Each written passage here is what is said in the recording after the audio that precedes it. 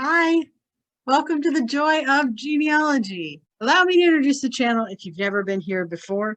The whole entire point of this channel is for you to slow down, read those passages of scripture that intimidate most Christians, and actually figure out who the people are in these lines and why they matter and how they're connected. Today's video is a long time in the making. I've really enjoyed making these videos. This particular one has just taken so long and had so many issues. Part of what's taken me so long is trying to decide exactly how I wanted to do the video. I made a bit of a blunder in the last video. What I did is I saw Terah and the fact that he had Abram, jumped all the way down to Keturah. I got really excited about introducing you to her. I didn't know anything about her when I started this channel, so I was like, hey, let me show you. This is really cool. Here's a new person. After Keturah, I went into Hagar. And then I thought, okay, I'm ready to go into Sarai, which is the line of Christ. This is great. We're on track. Oops. What I didn't realize is that Terah does the whole threefold thing that I've been talking about. It's kind of an observation I've made. It's not a hard and fast rule, but it seems like most of these people have lineages of three. They have one line that I'm calling the deadline. It kind of dies off. And to me, it represents humanity as a whole, where our genealogy just kind of ends. You have a cursed line, which to me represents the entire point of needing the blessed line, which is the line that Christ comes from. So you have a deadline, a cursed line, and a blessed line. Again, not a hard and fast rule, but I think you'll start seeing it more and more and more. And that's what I've noticed since I've been studying the scripture. So I didn't really notice that Terah had that. So I want to go backwards a little bit. My last video was a genealogical look at where we are. I went backwards in genealogical order to figure out how we got to Abram. Today, I want to go in chronological order, biblically, and figure out where we are now. That's part of why these videos have taken me so long, because it's a little hard to know how best to tell this story, because it jumps from narrative to genealogy and back and forth, and I really want to focus in a logical order. So genealogically, we've gotten to Abraham. Chronologically, we're going to get past Abram in the scripture itself. So let me start with Genesis chapter 11, which is kind of where we left off last time. The top of Genesis 11, we went over, which is the Tower of Babel. If you want to watch that video, I highly recommend it. I think it's the one on Jock 10, but don't quote me on that. Then we talked about Shem. We went through that line, so all these names should look familiar and hopefully less intimidating to you. And we get down to the end of chapter 11, which is where I want to get started here. So verse 25, and Nahor lived after he begot Terah 119 years and begot sons and daughters. And Terah lived 70 years and begot Abram, Nahor, which is also his grandfather, and Haran. Verse 27. Now these are the generations of Terah. Terah begot Abram, Nahor, and Haran. And Haran begot Lot. We're going to talk a lot about today. It's hard not to make that pun. I know it's cheesy. I can't help it. Verse 28. And Haran died before his father Terah in the land of his nativity in Ur of the Chaldees. And Abram and Nahor took them wives. The name of Abram's wife was Sarai, and the name of Nahor's wife was Milcah, the daughter of Haran. In case you're keeping score, yes, Nahor marries his niece. Before you get all creeped out, that's a cultural thing.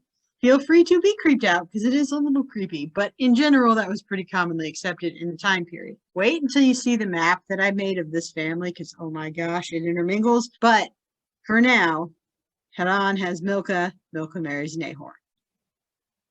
Verse 29, and the name of Nahor's wife, Milcah, the daughter of Haran, the father of Milcah, and the father of Iscah.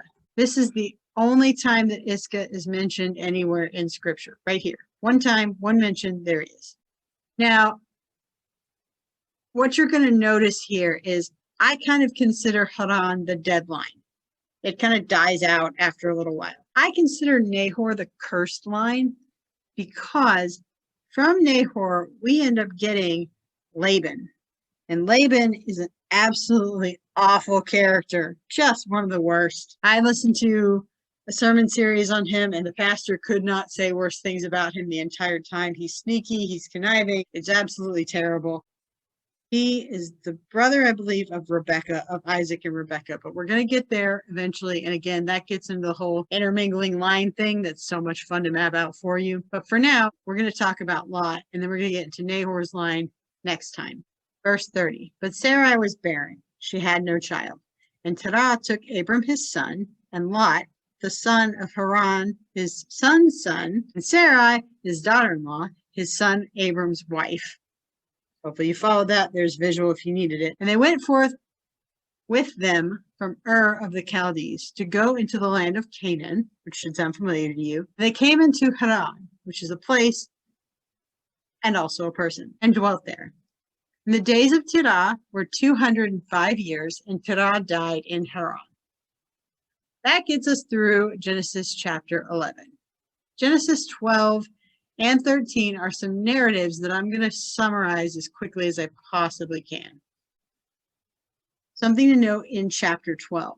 So Abram makes an altar unto the Lord and goes unto a mountain in verse 8 on the east of Bethel and pitched his tent, having Bethel on the west and Hai on the east. There he builded an altar unto the Lord and called upon the name of the Lord. Then, this should sound really familiar to you. There was a famine in the land, and Abram went down into Egypt. If you know anything about the story of Joseph, this should all sound really familiar. There's a famine, they're going to Egypt, same thing they're going to do way later in the book of Genesis. What happens here is that Abram realizes that his wife is really attractive, and so he tells her to lie and say that she is his sister. In verse 15, and the princes also of Pharaoh saw her and commended her before Pharaoh. And the woman was taken into Pharaoh's house. And he entreated Abram well for her sake. And he had sheep and oxen and he-asses and manservants and maidservants and she-asses and camels. And the Lord plagued Pharaoh and his house with great plagues because of Sarai, Abram's wife. And Pharaoh called Abram and said, what is this that thou hast done unto me? Why didst thou not tell me that she was thy wife? Why saidst thou, she is my sister, so I might have taken her to me to wife? Now therefore, behold thy wife, take her and go thy way. And Pharaoh commanded his men concerning him, and they sent him away, and his wife, and all that he had. Genesis 13, and Abram went out of Egypt, he and his wife, and all that he had, and Lot with him into the south. Get Lot involved. And Abram was very rich in cattle, in silver, and in gold. How did that happen? It's really indicative of things that are going to happen later in Scripture. It's a shadow of it. But what you need to know is that the Lord was really gracious for no apparent reason. And that is partly how Abraham got all of his riches, which he had a ton of. The really important thing I want to point out here is verse 3, and he went on his journey from the south, even to Bethel, which we just talked about, to the place where his tent had been at the beginning, between Bethel and Hai. He comes full circle unto the place of the altar, which he had make there at the first. And there Abram called on the name of the Lord. Then we get into Lot, which is who I really want to talk about today. I'm going to summarize this because, again, this video could be really, really long. But Lot and Abram are growing too big to stay together. So Lot looks up and sees the plain of Jordan and decides to head towards Sodom and Gomorrah. The lesson here, if nothing else, is that Lot looks up and does the same thing Eve does when she's tempted by the fruit. He looks up and he sees what looks good, and he takes it. But if you know anything about Sodom and Gomorrah, that was absolutely the wrong choice. It was also incredibly selfish of Lot. So all you need to know about that point is that's kind of how Lot gets tied up with Sodom and Gomorrah in the first place, which is really stupid on his part. But again, he's looking with his eyes, he's being selfish, he's covetous, and Abram lets him do it because Abram trusts the Lord to provide for him anyways. And that is a basic summary of chapter 13. Now, before I get into chapter 14, I have a bit of a confession. I did exactly what I tell everybody here not to do. I originally looked at Genesis chapter 14, saw all of these ridiculous names, and decided to initially skip this chapter. And then when I thought about it, I said, well, I'm doing exactly what I tell y'all not to do. And also, why am I so intimidated by these names? All I need to do is slow down, take my time, and figure out what the heck the chapter even says. That's what we're going to do today. That's where we're going to spend the bulk of our time. Sorry for the hella long intro, but let's get into chapter 14, and hopefully I can help you make it make sense. So don't be intimidated. Here we go. Genesis 14 verses, the whole chapter. And it came to pass in the days of Amraphel, king of Shinar. We've talked about Shinar before in previous videos. Also, it is italics because it is a city to help you keep track of what's a city, what's a place, what's a person. Came to pass in the days of Amraphel, king of Shinar, Arioch, king of Elasar, and Chedorlaomer, king of Elam, and Tidal, king of nations, that these made war with Bera, king of Sodom, and with Bersha, king of Gomorrah, Shinab, king of Admah, and Shemeber, king of Zeboim, and the king of Bela, which is Zoar. It took me a minute to figure out if Zoar was a person or a place, but they don't give you the king's name. It's actually Bela, which is also Zoar. So it's a place. There are two places. There's no king names, but there is a king here. So these two groups of kings go to war. Verse 3. All these were joined together in the Vale of Siddim, which is the Salt Sea. Vale of Siddim / Salt Sea. 12 years they served Chedorlaomer, and in the 13th year they rebelled. Leader for 12.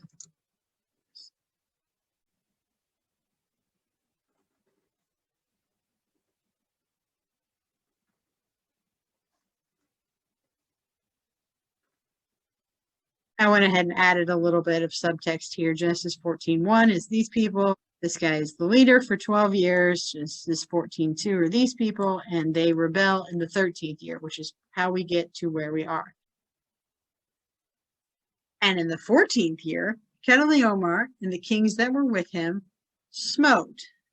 Here we go. Genesis 14, verse 5. Smote in the 14th year. I'm going to go with italics here because these are people groups. So verse 5. In the 14th year came Chedorlaomer, the kings that were with him, and smote the Rephaims in Ashtaroth Karnaim, the Zuzims in Ham, which should sound familiar to you, the Emmons in Shaveth Kiriathim. I am guessing on that. I apologize if I butchered that one. I don't have my headphones in. Verse 6, the Horites in their Mount Seir unto El Paran, which is by the wilderness. And they returned, verse 7, and came unto in Mishpat, which is Kadesh, which is a place, and smote all the country of the Amalekites, which are a people group, and also the Amorites that dwelt in Hazazon Tamar. A lot of names, a lot of people groups. Hopefully that helps keep it all straight for you. Verse 8. And there went out the king of Sodom, and the king of Gomorrah, and the king of Admah, and the king of Zeboim, and the king of Bela, the same as Zoar, and they joined battle with them in the valley of Siddim, with Chedorlaomer, king of Elam, Tidal, king of nations, and Amraphel, king of Shinar, and Arioch, king of Elasar, 4 kings with 5. And the vale of Siddim was full of slime pits. Can we just take a moment to talk about the fact that there are slime pits in the Bible and how freaking happy that makes me? It makes me think of Minecraft. I'm a huge nerd. I don't care. Slime pits are awesome. I don't even know what they mean here, but I love that it says that. Verse 10, in the vale of Siddim, which was full of slime pits, and the kings of Sodom and Gomorrah fled and fell there, and they that remained fled to the mountains. And they took all the goods of Sodom and Gomorrah and their victuals and went their way. Basically, these kings came and ransacked these kings who are now fled in the mountains, what's left of them. Here's where the story gets really interesting. And they took Lot. Big mistake here, taking Lot with you. This is what catapults the entire action sequence is about to begin. Verse 12, they took Lot, Abrams' brother's son, who dwelt in Sodom, and his goods, and departed. And there came one that had escaped and told Abram the Hebrew, for he dwelt in the plain of Mamre, the Amorite, brother of Eshcol. He's an Amorite, brother of Eshcol, and Aner. These were confederate with Abram. It's Genesis 14:13. And when Abram heard that his brother was taken captive, he armed his trained servants, not even warriors, they're trained servants, born in his house, and 318 born in his own house, 318, and pursued them unto Dan. And he divided himself against them, he and his servants by night, and smote them, and pursued them unto Hobah, which is on the left hand of Damascus. Hobah, so we're pursuing them unto Dan, which is a place, and Hobah, which is left of Damascus. Had to use the editing trick on that one because for some reason my computer wouldn't hold the changes. So you got Dan, Hobah, left of Damascus, and that's where we are in the physical geography of this place. Abram and his servants have pursued them unto Dan. Verse 15, and he divided himself against them, he and his servants by night, and smote them, and pursued them unto Hobah, which is on the left hand of Damascus. And he brought back all the goods, and also brought again his brother Lot, and his goods, and the women also, and people. And the king of Sodom went out to meet him after his return from the slaughter of Chedorlaomer. Make a note. Died in 14, verse 17. That's Chedorlaomer died in Genesis 14:17, in case that was kind of confusing. Verse 17, and the king of Sodom went out to meet him after his return from the slaughter of Chedorlaomer, and the kings that were with him at the valley of Sheva, not sure which was correct, which is the King's Dale, and Melchizedek. I only know that name because I've heard it in church before. If I didn't have background knowledge of it, I would have no idea how to pronounce it. So Melchizedek, anybody who's wondering, king of Salem, brought forth bread and wine, and he was the priest of the Most High God. And he blessed him and said, blessed be Abram of the Most High God, possessor of heaven and earth. And blessed be the Most High God, which hath delivered thine enemies unto thy hand. And he gave him tithes of all. And the king of Sodom said unto Abram, give me the persons, and take the goods to thyself. And Abram said to the king of Sodom, I have lifted up mine hand unto the Lord, the Most High God, the possessor of heaven and earth, that I will not take from a thread even to a shoe latchet, and that I will not take anything that is thine, lest thou shouldest say, I have made Abram rich. Save only that which the young men have eaten, and the portion of the men which went with me, Aner, Eshcol, and Mamre, and let them take their portion. We did it.